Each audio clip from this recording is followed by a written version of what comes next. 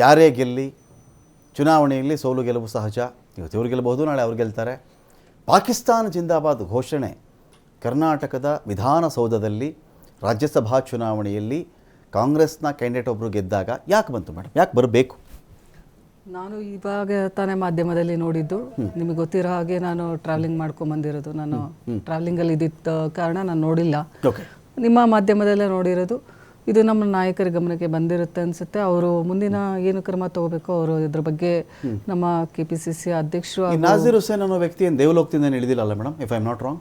ಅಲ್ಲ, ಸ್ಟ್ರೈಟ್ ಏನಾದರೂ ದೇವಲೋಕದಿಂದ ಏನಾದರೂ ಇಲ್ಲಿ ಬಂದರೆ ವಿಧಾನಸೌಧಕ್ಕೆ ಅದನ್ನೇ ಹೇಳ್ತಾ ಇರೋದು. ಒಂದು ಸೌಜನ್ಯ ಬೇಕು ಮೇಡಮ್, ಮನುಷ್ಯನಿಗೆ ಒಂದು ಮಿನಿಮಮ್ ಸೌಜನ್ಯ ಅಂತ ಇರುತ್ತೆ. ಈ ವ್ಯಕ್ತಿ ಈಗಷ್ಟೇ ಗೆದ್ದಿರೋದು. ಸ್ವಾಮಿ ಈ ಥರದ ಹೇಳಿಕೆ ಬಂತು, ನಿಮ್ದೇನೋ ಬೈಟ್ ತೊಗೊಳಕ್ಕೆ ಹೋದಾಗ ಯಾರೋ ಪಾಕಿಸ್ತಾನ ಜಿಂದಾಬಾದ್ ಅಂತ ಹೇಳಿದ್ದಾರೆ ಸ್ವಾಮಿ, ವಿಡಿಯೋ ಇದೆ ಅಂತ ಒಬ್ಬ ಜರ್ನಲಿಸ್ಟ್ ಕೇಳಿದ್ರೆ ಇಷ್ಟು ಸೊಕ್ಕು, ಇಷ್ಟು ಅಹಂಕಾರ ಯಾರು ಕೊಟ್ಟಿರೋದು ಇವ್ರಿಗೆ? ಏನಿದೆ ಅಂತ ಸೊಕ್ಕು? ಇವತ್ತು ಸೋತಿದ್ರೆ ಈ ಮನುಷ್ಯ ಏನೂ ಅಲ್ಲ, ಮಾಜಿ MP ಒಬ್ಬರು. ಇವತ್ತು ಸೋತಿದ್ರೆ ಈ ಮನುಷ್ಯ ಏನು ಮೇಡಮ್? ಏನು ಈ ಮನುಷ್ಯ? ಅದು ನೋಡಿ ಅದನ್ನೇ ಹೋಗಯ್ಯ, ನಡೆಯೋ ಆಚೆ. ಯಾರು ಈ ಮನುಷ್ಯ? ಯಾವ ರೀತಿ ಅವರು ಯಾವ ಸಂದರ್ಭದಲ್ಲಿ ಅದನ್ನ ಹೇಳಿದ್ದಾರೆ? ಸಂದರ್ಭ ಏನ್ ಬಂತು ಮೇಡಮ್? ಅದನ್ನೇ ವಿಡಿಯೋ ಕೇಳಿ ಏನ್ ಸ್ವಾಮಿ ಈ ತರ ಹೇಳ್ತಾ ಇದ್ದಾರೆ? ಪಾಕಿಸ್ತಾನ ಜಿಂದಾಬಾದ್ ಅಂದ್ರೆ ಒಂದಾ ಆ ಜಿಂದಾಬಾದ್ ಅನ್ನು ಹಿಡ್ಕೊಂಡು ಮೊದಲು ಒಳಗಡೆ ಕಳಿಸ್ಬೇಕು ಅವನ್ನ, ಇಲ್ವಾ? ಈ ಮನುಷ್ಯ ಜರ್ನಲಿಸ್ಟ್ಗಳನ್ನ ನಡೆಯೋ ಆಚೆ. ಯಾರು ಸೊತ್ತು? ನಾಜೀರ್ ಹುಸೇನ್ ಅವರ ಪಿತ್ತಳಿ ಜಾಸ್ತಿನ ವಿಧಾನಸೌಧ ಯಾರು ಆಸ್ತಿ ಮೇಡಮ್? ಎಲ್ಲ ಕನ್ನಡಿಗರು ಸೇರಿದ ವಿಧಾನಸೌಧ. ಸ್ಟೇಟ್ಮೆಂಟ್ ಕೊಡೋದು ನಡೆಯೋ ಆಚೆ ಅಂದ್ರೆ ಇವಾಗ ಅವ್ರು ಯಾವ ಸಂದರ್ಭದಲ್ಲಿ ಅವರಿಗೆ ಅದು ಕೂಗು ಕೇಳಿಸಿದನೋ, ಅದು ಏನಾಗಿದೆ ಸಂದರ್ಭ ಅದನ್ನ ತಿಳ್ಕೊಬೇಕು. ಜರ್ನಲಿಸ್ಟ್ ಅಲ್ಲಿ ಯಾರಾದ್ರೂ ಇದ್ದಿರ್ಲಿ ಮೇಡಮ್, ಆಚೆ ನಡೆಯೋ ಅಂತ ಹೇಳಕ್ ಇವ್ರು ಯಾರು? ಅವ್ರು ಏನ್ ಇವರೇ ಆಚೆ ಇರ್ಬೇಕಾಗಿತ್ತು. ಈಗೇನ್ ಸಂದರ್ಭದಲ್ಲಿ ಹೇಳಿದಾರೆ ಆ ಸಂದರ್ಭವನ್ನ ನಾವು ತಿಳ್ಕೊಬೇಕಾಗುತ್ತೆ. ಇದನ್ನ ಒಂದು ಕ್ರಮ ತಗೊಳೋದಕ್ಕೆ ಇವಾಗ ಪಾಕಿಸ್ತಾನ ಜಿಂದಾಬಾದ್ ಅದಕ್ಕೆ ಸಮರ್ಥನೆ ರೂಪ ತಾನೆ ಇವೆಲ್ಲವೂ ಕೂಡ. ಸರಿ, ಏನೀಗ ಅಂತ ನಡೆಯೋ ಆಚೆ ಅಂದ್ರೆ ಏನಿದು? ಇದೇ ಮಾಧ್ಯಮದವ್ರನ್ನ ವೋಟಿಂಗ್ ಇಂತ ಮುಂಚೆ ಕೇಳಿದಾಗ ಮಾಧ್ಯಮದವ್ರು ಬೇಕಾಗ ಮಾತಾಡೋಕ್ಕೆ, ನಾನು ಗೆಲ್ತೀನಿ, ನಾನು ಮೆಜಾರಿಟಿ ಬಂದುಬಿಡ್ತೀನಿ, ಇವಕ್ಕೆಲ್ಲ ಮಾಧ್ಯಮದವ್ರು ಬೇಕು. ಈ ಥರ ಯಾರೋ ಹೇಳಿಕೆ ಬಂದ್ಬಿಟ್ಟು ತಪ್ಪಿದ್ದಾಗ ನಡೆಯೋ ಆಚೆ. ಯಾರು ಸ್ವತ್ತು ಅಂತ ಈ ಥರ ಗರ್ವ ಬಂದಿದೆ ಮೇಡಮ್ ಇವರೆಲ್ರಿಗೂ? ನೋಡಿ, ವಿಧಾನಸೌಧ ಎಲ್ಲ ಕನ್ನಡಿಗರ ಸ್ವತ್ತು. ಎಲ್ಲರೂ ಅಲ್ಲಿ ನಮ್ಮ ಪ್ರಜಾಪ್ರಭುತ್ವದ ಒಂದು ಅಸ್ತಿತ್ವ, ಆಸ್ತಿ ಅಂತಲೇ ಹೇಳ್ಬೋದು. ಇದು ಯಾವ ಸಂದರ್ಭದಲ್ಲಿ ಯಾವ ರೀತಿ ಆಗಿದೆ, ಅಲ್ಲಿ ಏನು ನಡೆದಿತ್ತು ಅನ್ನೋದು ನಮಗೂ ಗೊತ್ತಿಲ್ಲ. ಇದ್ರ ಬಗ್ಗೆ ನಮಗೆ ಕ್ರಮ ತಗೊಳೋದಕ್ಕೆ ನಮ್ಮ KPCC ಅಧ್ಯಕ್ಷರಾದಂಥ DK ಶಿವಕುಮಾರ್ ಸರ್, ಮಾನ್ಯ ಉಪಮುಖ್ಯಮಂತ್ರಿಗಳಾಗಿರ್ಬೋದು, ನಮ್ಮ ಮುಖ್ಯಮಂತ್ರಿಗಳಾದಂಥ ಸಿದ್ದರಾಮಯ್ಯ ಸಾಹೇಬರು, ಎಲ್ಲರೂ ಕೂಡ ಇವತ್ತು ನಮ್ಮ ಹಿರಿಯ ನಾಯಕರಿದ್ದಾರೆ. ಅವರು ಇದ್ರ ಬಗ್ಗೆ ಗಮನ ಹರಿಸಿರ್ತಾರೆ ಈಗಾಗಲೇ. ಅದ್ರ ಬಗ್ಗೆ ಚರ್ಚೆನೂ ನಡೆದಿರುತ್ತೆ. ಮುಂದಿನ ದಿನಮಾನದಲ್ಲಿ ಅದು ನಿಮ್ಮ ಮಾಧ್ಯಮಕ್ಕೂ ಕೂಡ ಅವರು ತಿಳಿಸ್ತಾರೆ. ಯಾರಿಗೂ ಕೂಡ ಇವತ್ತು ನಮ್ಮ ಪಕ್ಷ ಇವತ್ತು ಎಲ್ಲರ ಪರವಾಗಿರುವಂಥದ್ದು, ಎಲ್ಲ ಕನ್ನಡಿಗರ ಪರವಾಗಿರುವಂಥ ಪಕ್ಷ. ಇವತ್ತು ಇಡೀ ನಮ್ಮ 6.5 ಕೋಟಿ ಕನ್ನಡಿಗರು ನಮ್ಮನ್ನ ಬಹುಮತದಿಂದ ಆರಿಸಿ ಕಳಿಸಿದ್ದಾರೆ ಅಂತಂದ್ರೆ ಅವರಿಗೆ ಒಂದು ವಿಶೇಷವಾದಂಥ ಅವ್ರಿಗೇನು ನಾವು ಸನ್ಮಾನವನ್ನು ಕೊಡಬೇಕು, ಅವ್ರಿಗೇನು ಸೌಲಭ್ಯಗಳನ್ನು ಕೊಡಬೇಕು, ಅದಕ್ಕೋಸ್ಕರನೇ ಬಂದಿರೋ ಅಂಥದ್ದು. ಇದಕ್ಕೆ ಮುಂದಿನ ದಿನಮಾನದಲ್ಲಿ ನಮ್ಮ ಪಕ್ಷದವರು ಖಂಡಿತವಾಗ್ಲೂ ಒಂದು ಗಣೇಶ್ ಅವರೇ ನಮ್ಗೆ ಗೊತ್ತಿರೋವಂಗೆ ಪ್ರಜಾಪ್ರಭುತ್ವದ 4ನೇ ಅಂಗವಾಗಿ ನಾವು ಕೆಲಸ ಮಾಡ್ತಾ ಇದ್ದೀವಿ. ಗಣೇಶ್ ಅವರೇ, ವಿಧಾನಸೌಧವನ್ನು ಯಾರ ಹೆಸರಿಗೂ ಬರ್ಕೊಟ್ಟಿಲ್ಲ ಅಲ್ಲಿ ಆಚೆ ಹೋಗು ಅಂತ ಹೇಳೋಕ್ಕೆ. ಅಲ್ಲಿ ಕಾನೂನು ರೂಪಿಸುವವರಿಗೆ ಎಷ್ಟಿದೆಯೋ ಪ್ರಜಾಪ್ರಭುತ್ವದ ಕಾವಲು ನಾಯಿ ಅಂತ ಕರೆಸ್ಕೊಂಡಿರೋರಿಗೂ ನಮಗೂ ಅಷ್ಟೇ ಜವಾಬ್ದಾರಿ ಇರುತ್ತೆ ವಿಧಾನಸೌಧ ವಿಚಾರದಲ್ಲಿ. ಒಂದು ಪಾಕಿಸ್ತಾನ ಜಿಂದಾಬಾದ್, ಒಂದು ಖಂಡನೆ ಬೇಡವಾ ಈ ವ್ಯಕ್ತಿ ಕಡೆಯಿಂದ? ಯಾರೇ ಹೇಳಿದ್ರು ಖಂಡಿಸ್ತೀನಿ ನಾನು ಅದನ್ನು, ನಾನು ಸುಮ್ಮನೆ ಇರಲ್ಲ ಈ ವಿಚಾರದಲ್ಲಿ. ಆ ಹೇಳಿಕೆ ಬರಬೇಕಾ?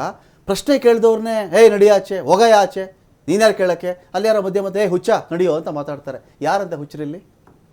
ಹುಚ್ಚರು ಯಾರಿದ್ರಂತಲ್ಲಿ? ನಾನು ಆರಂಭದಲ್ಲಿ ಗೆದ್ದಂಥ ಎಲ್ಲರಿಗೂ ಅಭಿನಂದನೆ ಸಲ್ಲಿಸ್ತಾ, ಯಾಕೆಂದರೆ ಗೆಲುವು ಯಾರೇ ಗೆದ್ದರೂ ಅವ್ರಿಗೆ ಅಭಿನಂದನೆ ಸಲ್ಲಿಸಬೇಕಾದ್ದು. ಕಾಂಗ್ರೆಸ್ ಇರಲಿ, BJP ಇರಲಿಲ್ಲ, ಗೆದ್ದಂಥ ನಾನು. ಆದರೆ ಮೇಡಮ್ನವ್ರು ಒಂದು ಮಾತು ಹೇಳಿದ್ರು, ಯಾವ ಸಂದರ್ಭದಲ್ಲಿ ಅಂತೇಳಿ. ಕಾಂಗ್ರೆಸ್ ಪಕ್ಷದ ದಿವಾಳಿತನ ಎಲ್ಲಿ ತೋರಿಸ್ತಾ ಇದೆ? ಸಂದರ್ಭ ಏನಿಲ್ಲ, ನಿಜ ಚುನಾವಣೆ ಆಗಿದೆ, ಗೆದ್ದಿದ್ದಾರೆ. ಪತ್ರಕರ್ತರು ಅವರದೇ ಆದಂಥ ರೀತಿಯಲ್ಲಿ ಒಂದು ಪ್ರಶ್ನೆ ಕೇಳೋದು ಅವ್ರ ಹಕ್ಕದು, ಉತ್ತರಿಸಬೇಕಾದ್ದು ನಮ್ಮ ಜವಾಬ್ದಾರಿ.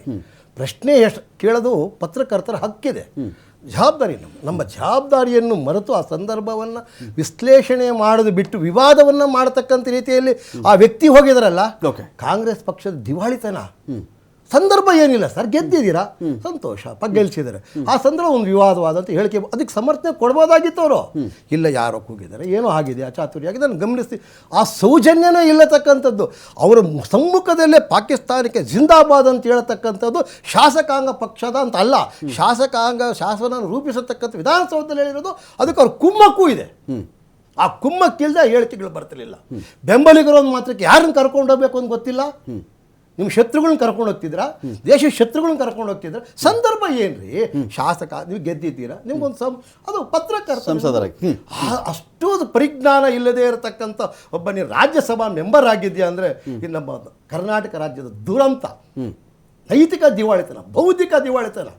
ಆದರೆ ಕಾಂಗ್ರೆಸ್ ಪಕ್ಷ ಇನ್ನೂ ಅದನ್ನ ಖಂಡಿಸಿಲ್ಲ ಅನ್ನೋ ಮಟ್ಟಕ್ಕೆ ಹೋಗಿದೆ ಅಂತಂದ್ರೆ ನಿಜವಾಗ್ಲೂ ಇವ್ರ ಆತ್ಮ ಸಾಕ್ಷಿ ಅಂತ ಹೇಳಿದ್ರ, ಆತ್ಮ ವಂಚನೆ ಅಂತ ಹೇಳಬೇಕಾ, ಅಥವಾ ಇವ್ರ ಆತ್ಮದಲ್ಲಿ ಏನಿದೆ ಅನ್ನೋದು ಈಗ ನೋಡಬೇಕು. ಈ ಸಂದರ್ಭ ಅನ್ನೋದು ಬಹಳ ಸೂಕ್ಷ್ಮವಾದ ಸಂದರ್ಭ. ನಾಡಗೌಡ್ರೆ ಯಾಕಿದು ಈ ಥರದ್ದು ಯಾಕೆ ಆಗ್ತವೆ ಅಂತ? ಇದು ಮೊದಲೇದು ಭಾಳ ಖಂಡನೀಯ. ಮೊದಲು ಖಂಡನೆ ಮಾಡಬೇಕು. ಇಲ್ಲಿ 2 ವಿಚಾರ ಆಯಿತು ಸರ್. ಈ ವಿಡಿಯೋ ಫಸ್ಟು ಪ್ಲೇ ಮಾಡಿದಾಗ ಇಲ್ಲ ಇದು ಜಿಂದಾಬಾದ್ ನಾಜೀರ್ ಹುಸೇನ್ ಜಿಂದಾಬಾದ್ ಅಂತ ಹೇಳಿರೋದು, ಪಾಕಿಸ್ತಾನ್ ಜಿಂದಾಬಾದ್ ಅಂತ ಹೇಳಿಲ್ಲ ಅಂತ ಬಂತು ಸರ್. ಒಂದಲ್ಲ ಅಂತ ಹಲವಾರು ವಿಡಿಯೋಗಳು ಚೆಕ್ ಮಾಡಿದ್ವಿ ನಾವು, ಇದು ನಿಜಾನಾ ಅಂತ ಚೆಕ್ ಮಾಡಿದಾಗ ಪಾಕಿಸ್ತಾನ್ ಜಿಂದಾಬಾದ್ ಅಂತ ಬಂತು. ನಮಗೆ ಬಂದ ಮೇಲೇ ಸರ್ ನಾನು ಇದನ್ನು ವಿಡಿಯೋ ಪ್ಲೇ ಮಾಡ್ತಿರೋದು. ಒಂದು ರಮಾಕಾಂತ್, ಎಲ್ಲೇ ಒಂದು ವಿಷಯದಲ್ಲಿ ಯಾವುದೋ ಹುಡುಗರು 4 ಜಿಂದಾಬಾದ್ ಅಂದರೆ ನೆಗ್ಲೆಕ್ಟ್ ಮಾಡ್ಬೋದು, ಅಥವಾ ಏನು ಕಾನೂನು ಪ್ರಕಾರ ಏನು ಕಾಯ್ದೆ ಮಾಡಬೇಕೋ ಮಾಡ್ಕೊಳ್ಳುವಂತ ಇದೆ. ಇಲ್ಲಿ ಲೋಕಸಭಾ ಸದಸ್ಯರು ಇಲೆಕ್ಟ್, ಇದು ಮೊದಲೇ ಸರಿ ಎಲೆಕ್ಟ್ ಆಗ್ತಾ ಇಲ್ಲ, 2 ಸರಿ ಎಲೆಕ್ಟ್ ಆಗ್ತಾ ಇದ್ದಾರೆ.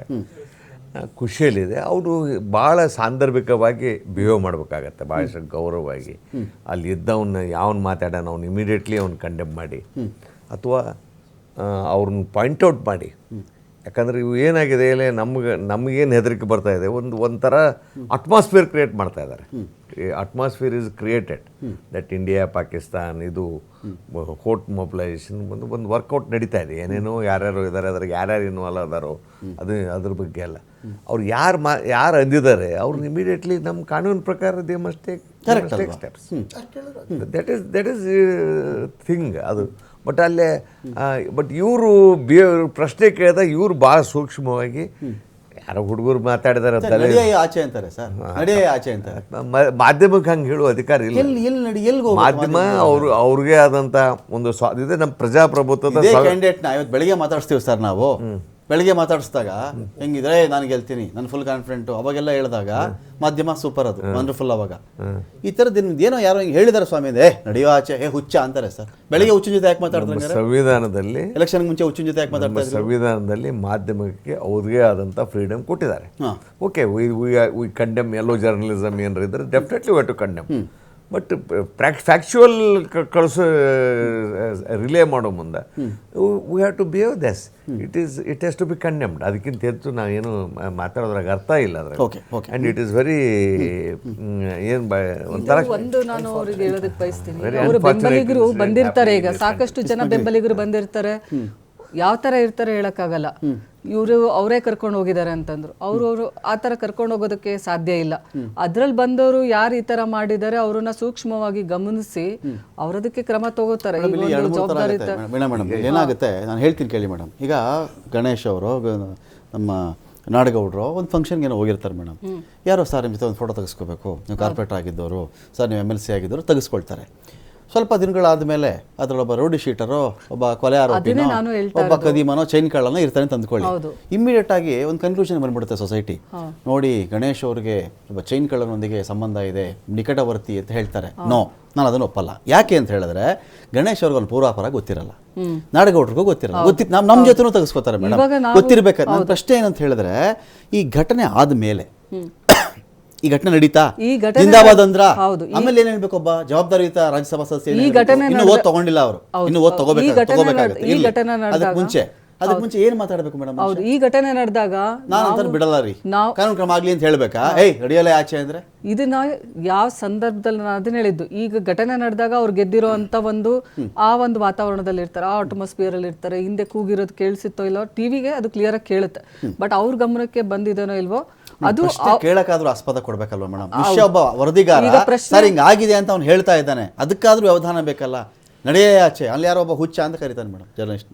ಇಲ್ಲ, ಜರ್ನಲಿಸಮ್ಗೆ ಅದರದೇ ಆದಂತ ಒಂದು ಗೌರವ ಇದೆ, ಒಂದು ಸ್ಥಾನಮಾನ ಇದೆ. ಅದನ್ನ ನಾನು ಗೌರವಿಸ್ತೀನಿ. ಅದನ್ನ ನಾನು ಹೇಳ್ದಾಗೆ ಈಗಾಗಲೇ ಯಾವ ಒಂದು ವಾತಾವರಣದಲ್ಲಿ, ಯಾವ ಒಂದು ಸಂದರ್ಭದಲ್ಲಿ ಏನ್ ಪ್ರಶ್ನೆ ಕೇಳ್ತಾರೆ ಅಂತ ಅವರು ಈ ತರ ಡಿನೇ ಮಾಡಿದ್ರು, Okay. ಅದು ಏನು ಆಗಿದೆನೋ ಅಲ್ಲಿರೋಂಥವ್ರಿಗೆ ಗೊತ್ತಿರುತ್ತೆ, ಮಾಧ್ಯಮದವ್ರಿಗೆ ಗೊತ್ತಿರುತ್ತೆ. ಬಟ್ ಅದು ಪೂರ್ವಕವಾಗಿ ನಾವು ತಿಳ್ಕೊಂಡಾಗ ಅದ್ರ ಬಗ್ಗೆ ಏನ್ ಗಮನಕ್ಕೆ ಬಂತ, ಅವ್ರ ಮುಂದೆ ಏನ್ ಮಾಡಿದ್ರು, Okay. ಜೊತೆಗೆ ಇದ್ರ ಬಗ್ಗೆ ಏನ್ ರಿಯಾಕ್ಷನ್ ಕೊಡ್ಬೇಕಾಗಿತ್ತು, ಮುಂದಿನ ದಿನಮಾನದಲ್ಲಿ ಅವ್ರು ಕೊಡ್ತಾರೆ ಅನ್ನುವಂಥ ಸತೀಶ್ ಅವರೇ, ಯಾಕೆ ಹೀಗೆ ಸತೀಶ್ ಅವರೇ, ಯಾಕೆ ಹೀಗೆ? ನಿಮ್ಮ ಇಂಡಿಯಾ ಕೂಟದ ಒಂದು ಪಾರ್ಟಿ ಗೆದ್ದರು, 3 ಗೆದ್ದರು.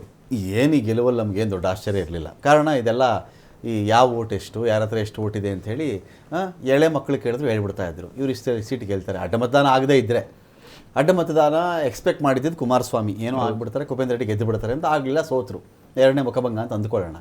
ವಿಚಾರ ಏನು ಅಂತ ಹೇಳಿದ್ರೆ, ಇದರ ನಡುವೆ ಎಲ್ಲ ಬಣ್ಣಗಳನ್ನು ಮಸಿ ನುಂಗ್ತು ಅಂತ ಇವತ್ತು ಆ ಸೆಲೆಬ್ರೇಷನ್ ಮಾಡೋದಿರಬೇಕಾದಂಥ ನೀವು ನಿಮ್ಮ ಮಿತ್ರ ಪಕ್ಷ ಇವತ್ತು ನೋಡಿ ಯಾವ ಮೋಡಿಗೆ ಬಂದಿದ್ದೀರಿ ನೀವು ಅಂತ ನನಗೆ ಈ ವಿಷಯ ತಿಳಿದಾಗ ನಿಮ್ಗೆ ಗೊತ್ತಾಗಿದೆ. ಹೌದು, ನನಗೆ ತುಂಬಾನೇ ಶಾಕ್ ಆಯ್ತು. ಯಾಕಂದ್ರೆ ಇವತ್ತು ನಾವು ದೇಶದ ಪರಿಸ್ಥಿತಿ ಏನಿದೆ ಅದನ್ನ ನಾವು ಒಂದು ಒಗ್ಗಟ್ಟಿನಿಂದ ಇದ್ಕೊಂಡು ಒಂದು ಪಕ್ಷವನ್ನ ಎದುರಿಸ್ಬೇಕು ಅಂತ ನಿಂತ್ಕೊಂಡು ಸ್ಟ್ರಾಟಜಿ ಮಾಡ್ತಿರೋ ಟೈಮಲ್ಲಿ ಒಂದು ಚುನಾವಣೆ ನಡೀತದೆ. ಚುನಾವಣೆಯಲ್ಲಿ ತಾವೇ ಹೇಳಿದಾಗೆ ಆ ಸ್ಟ್ರಾಟಜಿಗಳನ್ನ ವಿರೋಧ ಪಕ್ಷಗಳು ಮಾಡಿಕೊಂಡು ಸೋಲಿಸ್ಬೇಕು, ಇಲ್ಲಿ ಆಪರೇಷನ್ ಆಗಿ ಎಷ್ಟೋ ಜನ ಬರ್ತಾರೆ ಅಂತ ಒಂದು ಪಕ್ಷಗಳಿಗೆ ಇವತ್ತು ನಿರಾಸೆಯಾಗಿ ಗೆಲುವು ಬಂದಂತಹ ಸಂದರ್ಭದಲ್ಲಿ ಈ ರೀತಿಯ ಒಂದು ಘೋಷಣೆ ಬಂದಿರತಕ್ಕಂಥ ನಿಜವಾಗ್ಲೂ ನಾನು ಖಂಡಿಸ್ತೀನಿ. ನನಗಂತೂ ತುಂಬಾ ಇದೊಂಥರ ಆಘಾತ ಆಯ್ತು. ಎಲ್ಲಿ ಬಂದು ನಿಂತ್ಕೊಂಡು ಹೋಗ್ಲಿ, ದಾರಿಲಿ ನಿಂತಿದ್ರ? ಒಬ್ಬ ರಾಜ್ಯಸಭಾ ಸದಸ್ಯನಿಗೆ ಅಭಿನಂದನೆ ಸಲ್ಲಿಸ್ಲಿಕ್ಕೆ ವಿಧಾನಸೌಧದ ಪಡಸಾಲೆಗಳಲ್ಲಿ ಬಂದು ನಿಂತ್ಕೊಂಡಿರ್ತಕ್ಕಂಥ ಕಾರ್ಯಕರ್ತರು ಆ ರೀತಿ ಘೋಷಣೆಯನ್ನ ಕೂಗ್ಬೇಕಾದ್ರೆ ನಿಜಕ್ಕೂ ಇದು ಕನ್ನಡಿಗರು ಅಲ್ಲ, ಭಾರತೀಯರಿಗೆ ನೋವಾಗ್ತದೆ. ಅಲ್ಲಿ ಬಂದಿದ್ದ ಎಲ್ಲಾ ಗುಂಪಲ್ಲಿರ್ತಕ್ಕಂಥ ಕಾರ್ಯಕರ್ತರು, ಅವ್ರ ಸ್ನೇಹಿತರೋ, ಒಡನಾಡಿಗಳೋ, ಪರಿಚಯಸ್ಥರೋ ಎಲ್ಲ ಗೊತ್ತಿದ್ದು ನಾನು ಹೇಳಲ್ಲ, ಅವ್ರೆಲ್ರಿಗೂ ಪರಿಚಯದನ್ನು ಹೇಳಲ್ಲ. ಆ ಥರದ ಹೇಳಿಕೆ ಬಂದ ಮೇಲೆ ಖಂಡಿಸ್ಬೇಕಾದ ಜವಾಬ್ದಾರಿ ಅದಕ್ಕೆ ಬಂದೆ ಆ ಪಾಯಿಂಟ್ಗೆ. ಯಾಕಂದ್ರೆ ನೋಡಿ, ಇವಾಗ ಪತ್ರಕರ್ತರು ಆ ರೀತಿ ಒಂದು ಕೇಳಿದಾಗ ಅವ್ರು ಇವಾಗ ಜವಾಬ್ದಾರಿಯುತ ಒಬ್ಬ ಮನುಷ್ಯ, ಅವ್ರು ಯಾವ ರೀತಿ ಒಂದು ಇದು ಅಂದ್ರೆ ನನಗೆ ಕೇಳಿಸ್ಲಿಲ್ಲ ಅಥವಾ ಅದು ನಾನು ನೋಡ್ಕೊಂಡ್ಮೇಲೆ ತಮಗೆ ಪ್ರತಿಕ್ರಿಯೆಯನ್ನ ಕೊಡ್ತೀನಿ ಅಂತ ನಯವಾಗಿ ಪತ್ರಕರ್ತರು ಕೇಳಿದಂತಹ ಪ್ರಶ್ನೆಗೆ ಉತ್ತರವನ್ನ ಕೊಡಬಹುದಾಗಿತ್ತು. ಅಥವಾ ಖಂಡಿಸಿ ನನಗೆ ಗೊತ್ತಿಲ್ಲ ಅದು ಯಾರು ಬಾಡಿ ಲ್ಯಾಂಗ್ವೇಜ್ ನೋಡಿ ನೀವು. ಅಲ್ಲ ನನಗೆ ಅದೇ ನೋಡಿದ್ರೆ ಇದು ಈ ಆರೋಗ್ಯನ್ಸ್ ನ ನೋಡ್ತಾ ಇದ್ರೆ ಕಾಂಗ್ರೆಸ್ ನೋಡಿ ಕ್ಷುಲ್ಲಕ ಚಿಕ್ಕ ಕಾರಣಗಳಿಗಾಗಿ ಒಂದು ಗಂಭೀರವಾದ ಚುನಾವಣೆಯನ್ನ ಫೇಸ್ ಮಾಡ್ತಕ್ಕಂಥ ಸಂದರ್ಭದಲ್ಲಿ ಸಣ್ಣ ಕಾರಣಗಳಿಗೆ ವಿರೋಧ ಪಕ್ಷಗಳಿಗೆ ಅಂದ್ರೆ ಬಿಜೆಪಿನವ್ರಿಗೆ ಬೇರೆಯವ್ರಿಗೆ ಆಹಾರದ ತುತ್ತಾಗ್ತಕ್ಕಂಥದ್ದು ನಿಜವಾಗ್ಲೂ ನಾನು ಖಂಡನೆ ಮಾಡ್ತೀನಿ. ಯಾಕಂದ್ರೆ ಇದನ್ನ ವರಿಷ್ಠರು ತುಂಬಾನೇ ಗಮನಿಸಬೇಕಾಗ್ತದೆ. ತಮ್ಮ ವಾಹಿನಿ ಮುಖಾಂತರ ಒಬ್ಬ ಜವಾಬ್ದಾರಿಯುತ ನಾಗರಿಕನಾಗಿ ನಾನು ಹೇಳ್ತಕ್ಕಂಥದ್ದು, ಇದನ್ನ ಗಮನಿಸಿ ತಾವು ಮುಂದೆ ಈ ರೀತಿಯ ಒಂದು ಅಚಾತುರ್ಯ ಆಗ್ಬಾರ್ದು. ತಮ್ಮ ನಾಯಕರುಗಳಿಗೆ ಇದು ತಿಳಿಯನ್ನ ಹೇಳಬೇಕಾಗ್ತದೆ. ಇವತ್ತು ಸಣ್ಣ ಪುಟ್ಟ ವಿಚಾರಕ್ಕೆ ತಾವು ನ್ಯೂಸ್ ಆಗ್ತಿದ್ದೀರಾ. ಎಂತ ಒಂದು ಚುನಾವಣಾ ತಯಾರಿಯಲ್ಲಿದ್ದೀವಿ, ದೇಶದ ಪರಿಸ್ಥಿತಿಯಲ್ಲಿ ಒಂದು ಗಂಭೀರವಾಗಿ ಯೋಚಿಸ್ತಕ್ಕಂಥ ಪಕ್ಷ ಸದಸ್ಯರ ಒಂದು ನಡೆ, ಅದನ್ನ ನಾನು ಖಂಡನೆ ಮಾಡ್ತೀನಿ. ಅವರು ಸೌಜನ್ಯವಾಗಿ ವರ್ತಿಸಬೇಕಾಗಿತ್ತು. ಅಟ್ಲೀಸ್ಟ್ ನಡಿಯಾಚೆ ಅಂದ್ರೆ ಯಾರನ್ನ ಎಲ್ಲಿ ಕಳಿಸಬೇಕು ನನಗೆ ಗೊತ್ತಾಗ್ತದೆ. ಎಲ್ಲಿ ಹೋಗೋಣ ಹೇಳಿ, ಆಯ್ತು ಈಗ ಜರ್ನಲಿಸ್ಟ್ಗಳು ಎಲ್ಲಿ ಹೋಗೋಣ ಹೇಳಿ, ಹೋಗಿ ಅಲ್ಲ ಅದಕ್ಕೊಂದು ಸೌಜನ್ಯದ ಇಂಥ ಜಾಗದಲ್ಲಿ ಇದು ಬಿಡ್ರಪ್ಪ ಅಂತ ಹೇಳ್ಬಿಡ್ಲಿ, ಹೋಗ್ಲಿ ನಮ್ಮನ್ನ ಏನ್ ಮಾಡ್ಬೇಕು. ನನಗಂತೂ ತುಂಬಾ ಅಲ್ಲಿ ನೋಡಿ ಸರ್, ಇಲ್ಲಿ ಇಂಥ ಸಂದರ್ಭದಲ್ಲಿ ಏನಾಗ್ಬಿಡುತ್ತೆ ಅಂದ್ರೆ ನೋಡಿ ಸತೀಶ್, ನಾನು ನಿಮ್ಗೆ ಹೇಳ್ಬಿಡ್ತೀನಿ. ಅಲ್ಲಿ ಫಸ್ಟ್ ಹೋಗಿ ಬೈಟ್ ತೊಗೊಳಕ್ಕೆ ಹೋಗಿದ್ದು ಪಬ್ಲಿಕ್ ಟಿವಿ ವರದಿಗಾರ. ಇಲ್ಲಿಗೆ ಇಲ್ಲಾರೋ ಪ್ರಯತ್ನ ಪಡ್ತೀವಿ, ರಿಪಬ್ಲಿಕ್ ಟಿವಿ ವರದಿಗಾರ ಇರಬಹುದು ಅಥವಾ ಇನ್ಯಾರೋ ವರದಿಗಾರ ಇರಬಹುದು. ಈ ವರದಿಗಾರರು ಯಾರೇ ಆಗಿರಲಿ, ನಾವು ಆ ಕುಟುಂಬಕ್ಕೆ ಬರ್ತೀವಲ್ವ ಸ್ವಾಮಿ. ಖಂಡಿತ ಅಲ್ಲಿ ಯಾರಿಗೋ ಬೈಯೋದು ಬೇರೆ ಅಲ್ಲ, ನಮಗೆ ಬೈಯೋದು ಬೇರೆ ಅಲ್ಲ ಅಂತ ನಡೆಯೋ ಆಚೆ ಅಂದ್ರೆ ಯಾರು ವಿಧಾನಸೌಧ ಅಲ್ಲ. ಅದನ್ನೇ ಹೇಳ್ತಾರೋ, ಜವಾಬ್ದಾರಿಯುತವಾಗಿ ನಡ್ಕೋಬೇಕಾಗಿತ್ತು. ಆ ಮಾಧ್ಯಮದವ್ರಿಗೆ ನೀವು ಆ ರೀತಿ ನೀವು ಇದು ಮಾಡೋದಾಗ ಇಲ್ಲಪ್ಪ ನನಗೆ ಗೊತ್ತಾಗಿಲ್ಲ, ನಾನು ನೋಡ್ಬಿಟ್ಟು ತಮಗೆ ತಿಳಿಸ್ತಿದ್ರೆ ಹೋಗಿರೋದು.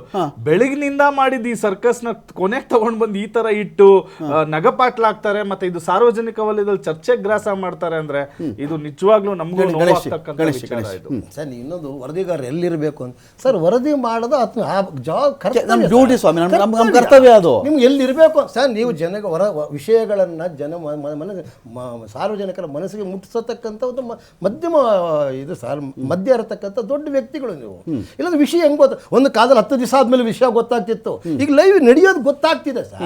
ಅದಕ್ಕೆ ನಿಮ್ಮ ಜವಾಬ್ದಾರಿ ಸರ್. ಅವ್ರು ಏನು ಕೇಳಿದ್ರು ಸರ್, ಏನು ಇಲ್ಲಪ್ಪ ಮೇಡಮ್ನವರು ಹೇಳಿದ್ರು ಸರ್, ಇಲ್ಲ ಅದು ಏನಾಗಿದೆ ತಪ್ಪು, ಅದನ್ನು ಖಂಡಿಸಿದ್ರು ಅವರು, ನಾವು ಒಪ್ಕೊಳ್ತೀವಿ ಸರ್. ಯಾಕಂದ್ರೆ ನಮ್ಮಿಂದ ಯಾರು ದುಶ್ಮನ್ ಹೇಳಿದಾನೆ ಫೋಟೋ ತೆಗೆಸ್ಕೊಂಡ್ಬಿಟ್ರೆ ನಾನು ನಿಕಟವರ್ತಿ ಅಂತ ನಾನು ಹೇಳಕ್ಕಾಗಲ್ಲ. ಅವನು ಹಿಂದೆ ಎದ್ದು ಕೂಗ್ದವ್ರು ಇವ್ರಿಗೆ ಯಾರು ಗೊತ್ತಿಲ್ಲ. ಅದು ಕಾಂಗ್ರೆಸ್ ಅವನು ಅಂತ ನಾನು ಹೇಳಲ್ಲ ಸರ್. ಅದು ಅಲ್ಲಿ ವಿಧಾನಸೌಧದಲ್ಲಿ ಇಂತಹ ಸಂದರ್ಭದಲ್ಲಿ ಇಂಥ ಹೇಳಿಕೆಗಳು ಬರ್ತದೆ, ನಿಮ್ಮ ಮನಸ್ಥಿತಿ ಏನಿದೆ ಅಂತ ನಾನು ಅಷ್ಟನ್ನೇ ಕೇಳೋದು. ನಿಮ್ಗೆ ಹಕ್ಕಿದೆಯಪ್ಪ ಕೇಳಿದರೆ ಸರ್ ಯಾರು ಕೂಗಿದಾರೋ ಅದನ್ನು ಖಂಡಿಸ್ತೀನಿ ಅಂತವ್ರ ಮೇಲೆ ಇಂಥ ಒಂದು ದೇಶದ್ರೋಹಿ ಕೆಲಸ ಅಥವಾ ದೇಶ ವಿದ್ರೋಹಿ ಚಟುವಟಿಕೆಗಳನ್ನು ನಾನು ಸಹಿಸಲ್ಲ ಅಂತ ಹೇಳಿದ್ರು. ಅದು ಅವರು ಸತೀಶ್ ಹೇಳ್ತಿದ್ರು ನಯವಾಗಿ ಹೇಳ್ಬೋದ ಸರ್. ನಿಮ್ಗೆ ಆ ಬಾಡಿ ಲ್ಯಾಂಗ್ವೇಜ್ ಹೇಳಿದ್ರಲ್ಲ, ರೌಡಿ ಗೂಂಡಾ ಥರ ಮಾತಾಡ್ತಾ ಇವ್ರು ಹೇಳಿದ್ರಲ್ಲ, 2ನೇ ಸತಿ ಗೆದ್ದು ಏನು ಅನ್ಕೊಂಡಿದ್ದೀರ? ಹಾಗಾದ್ರೆ ನಾಳೆ ನಿಮ್ಮ ನಿಲುವೇನಿದೆ ಸರ್? ನಿಮ್ಮ ನಿಲುವು ಮತ್ತು ಮಾತುಗಳಲ್ಲಿ ನಿಮ್ಮ ಮುಂದಿನ ಒಂದು ಚಿಂತನೆ ಗೊತ್ತಾಗತ್ತೆ sir. It shows your body forecasting of your future.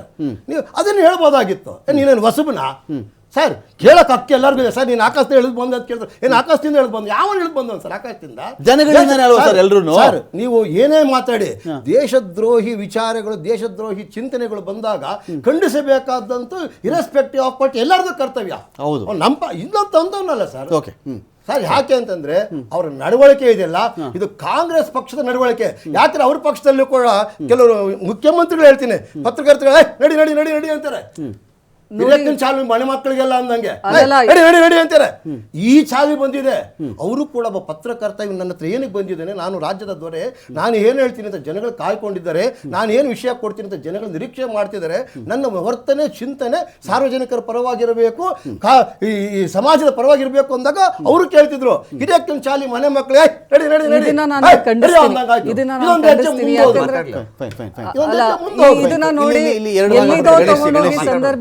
Ganesh ಇಲ್ಲಿ 2 ಭಾಗ ಬರುತ್ತೆ ಮೇಡಮ್. ನಾನು ನಿಮಗೂ ಹೇಳ್ಬಿಡ್ತೀನಿ ಅದನ್ನು. ಏನಂದರೆ ಈಗ ಸಿದ್ದರಾಮಯ್ಯನವರು ಅಥವಾ ಡಿ ಕೆ ಶಿವಕುಮಾರ್ ಅವರು ಅಥವಾ ಯಡಿಯೂರಪ್ಪನವರು ಅಥವಾ ಕುಮಾರಸ್ವಾಮಿ ಅವರು, ದೇವೇಗೌಡರು, ಒಬ್ಬೊಬ್ಬರಿಗೆ ಒಂದೊಂದು ಸ್ಟೈಲ್ ಇದೆ.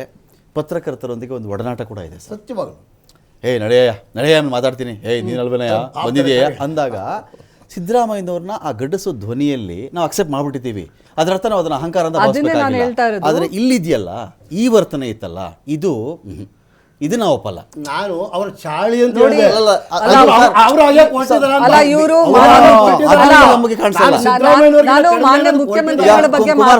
ಬ್ರದರ್ ನಿಮಿಷ ಬ್ರದರ್ ಅಹಂಕಾರ ಅಂತಲ್ಲ. ಹೇಳಿದ್ರೆ ಅಟ್ಲೀಸ್ಟ್ ಅವ್ರಿಗೊಂದು ಪ್ರೀತಿ ಅಲ್ಲ. ಗಣೇಶ್ ಸರ್ ಇವಾಗ ಅದನ್ನ ಖಂಡಿಸಿದ್ರು.